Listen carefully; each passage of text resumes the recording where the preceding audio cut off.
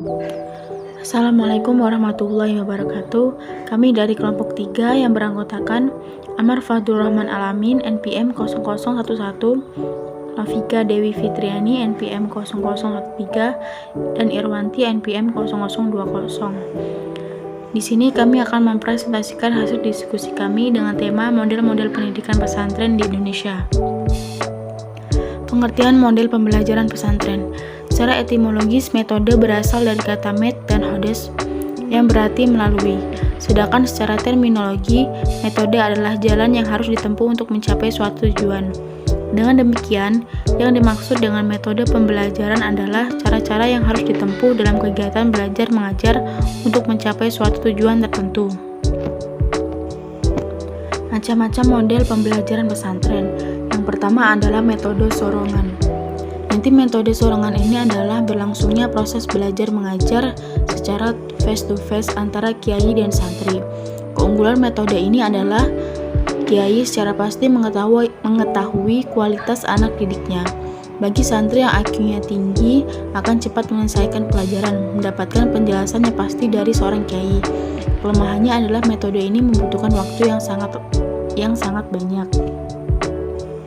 Yang kedua adalah metode wetonan atau bandongan. Metode ini adalah sistem pengajaran secara kolektif yang dilakukan di pesantren. Disebut weton karena berlangsungnya pengajian itu merupakan inisiatif kiai sendiri, baik dalam menentukan tempat, waktu, terutama kitabnya. Disebut bandongan karena pengajian diberikan secara kelompok yang diikuti oleh seluruh santri. Kelompok santri yang duduk mengitari kiai dalam pengajian itu disebut halaqah. Prosesnya adalah kiai membaca kitab dan santri mendengarkan, menyimak bacaan kiai, mencatat terjemahan serta keterangan kiai pada kitab atau biasa disebut ngasahi atau.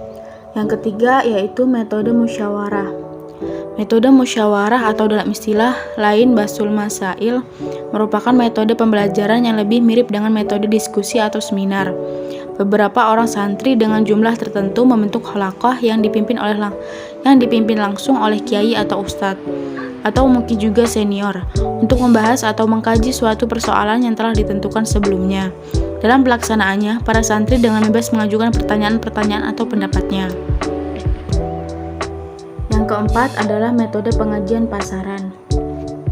Metode pengajian pasaran adalah kegiatan belajar para santri melalui pengkajian materi atau kitab tertentu pada seorang kiai atau ustadz yang dilakukan oleh sekelompok santri dalam kegiatan yang terus-menerus selama tengah waktu tertentu.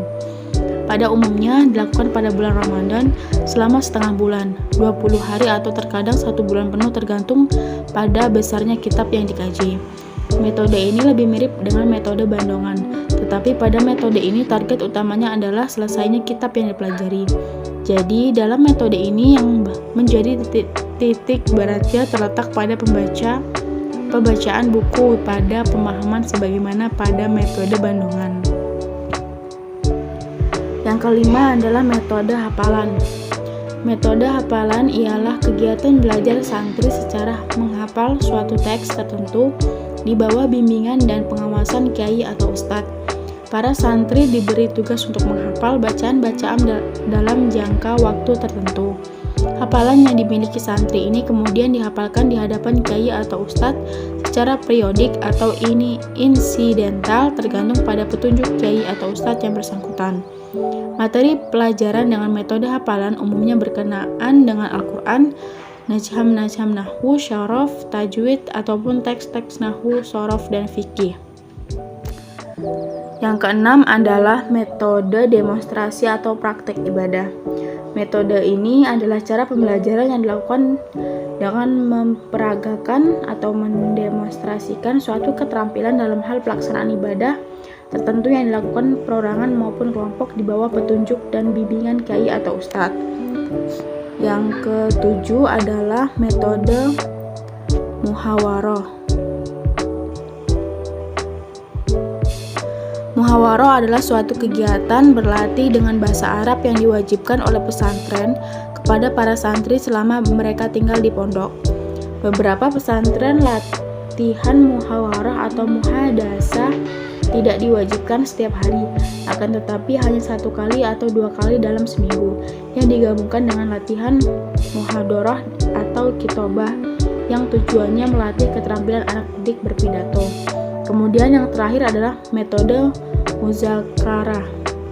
Muzakarah merupakan suatu pertemuan ilmiah yang secara spesifik membahas masalah diniyah seperti ibadah dan akidah serta masalah agama pada umumnya. Demikian presentasi dari kelompok kami. Jika ada salah kata, kami mohon maaf. Wassalamualaikum warahmatullahi wabarakatuh.